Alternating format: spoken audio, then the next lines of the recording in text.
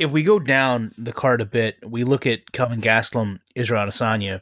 To me, I think it's going to be a story of how Kelvin can deal with that pressure, same as anybody that fights Israel, right?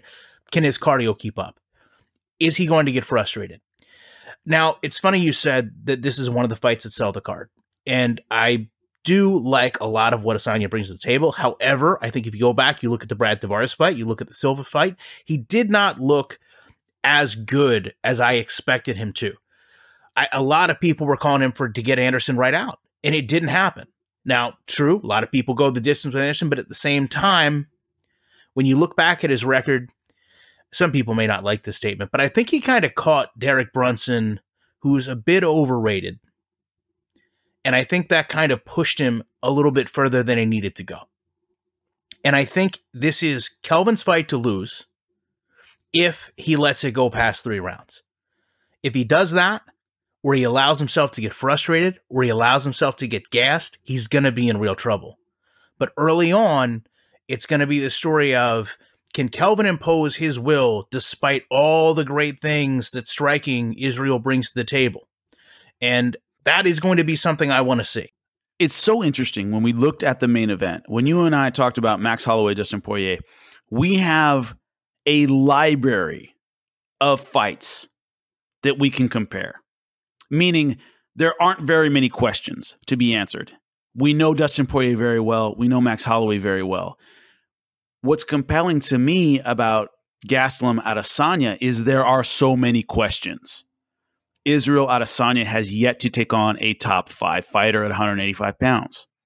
If you look at his resume, Anderson Silva, Derek Brunson, Brad Tavares, Marvin Vettori, Rob Wilkinson. I mean, obviously Anderson Silva is the only name on there that stands out. Anderson Silva passed his prime in that fight. He's great, but he's not the great. I mean, this is a guy, 1 win in his last 6 fights. So Israel Adesanya, 16-0, still has a lot of questions about his ability to deal with top 5 talent. Kelvin Gastelum, obviously, coming off the win over Jacare, I called that fight, and it was weird, man.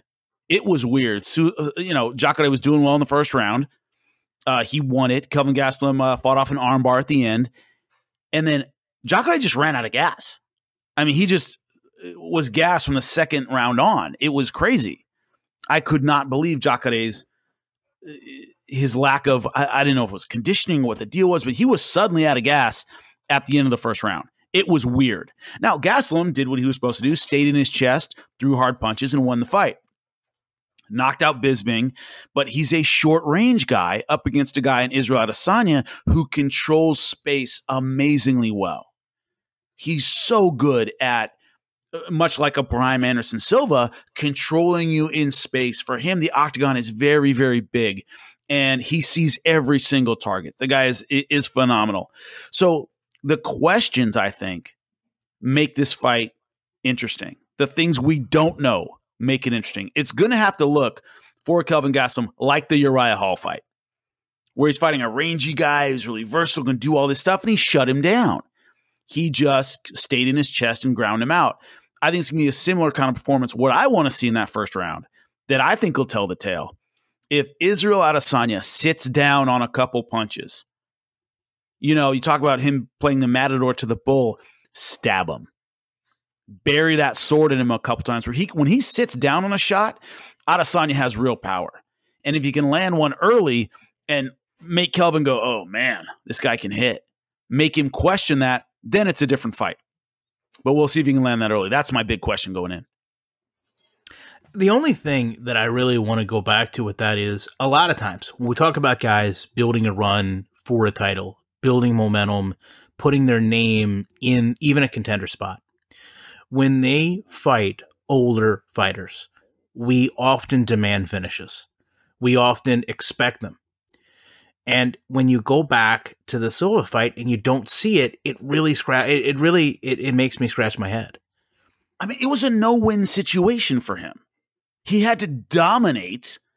But by the way, and Anderson Silva still has tricks up his sleeve. That's an old veteran who still knows what's going on, and it was pretty much a stand-up fight. at the end of that fight, as exciting as it was, as entertaining it was, if Israel Adesanya didn't walk over him, people are going to question it. Retroactively, it almost seems like a lose-lose situation, and it was an automatic contender fight. Dana White had already said that. So Israel knew, all I have to do is win. I don't have to look great. But it was kind of a lose-lose situation for him going in my opinion. Yeah, I mean, I'll give you that, but at the same time, you can go back and look. In the buildup of that fight, there were people, and I hate that we do this in the sport, that act like, the older fighter is unable to defend himself. That Anderson was in real trouble with Israel and shouldn't have been in there with him to a degree. So when you have that narrative, when you have people that build those storylines, which I think are incredibly false, I hate to hear about, oh, this person beat that person only because that fighter's old and he's young.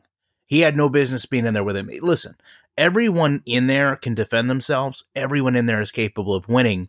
But whether or not it's been made into the fight for a number one contender or whatever the case may be, I think performance means a lot.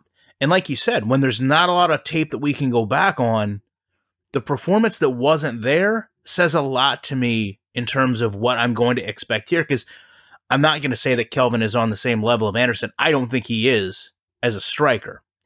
That fight between Anderson and Israel was almost a clash of two guys. Remember, they were almost like, oh, Israel's the younger Anderson, which is so silly. Like, no one's going to be Anderson Silva. Please don't give me that. That was just two guys with really unorthodox styles that fought for entertainment. The fight that we're about to see, it's not about entertainment. It's about who is going to go in and land the bigger hits. And when it comes down to it, I just think that can be Kelvin for the first 3 rounds. I think it can be.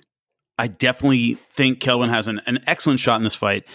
I disagree with you in terms of timing. I think Kelvin might finish strong in this. Remember, it's a 5-rounder. It's a long fight. And it's one of those things where I think if Kelvin can wear Israel Adesanya down, maybe get through the flash in the first couple rounds and start grinding on him, it might be he wins this on the back 3, where Israel comes out with a lot of flash, and as soon as Kelvin Gastelum kind of reads him a little bit, gets used to the stance switches and all that, he might take over late. Once again, the Jacare fight, really, really weird, but Kelvin Gastelum lost that first round, came back and won the last 2. So Israel Adesanya might find himself in that hole at the final bell in the final round. So we'll see about pacing and stuff like that. I think if Israel Adesanya hurts Kelvin early, it's a different fight. I think he might win the first couple rounds, but if he doesn't sting him and hurt him and keep him away from him, the last 3 might be bad.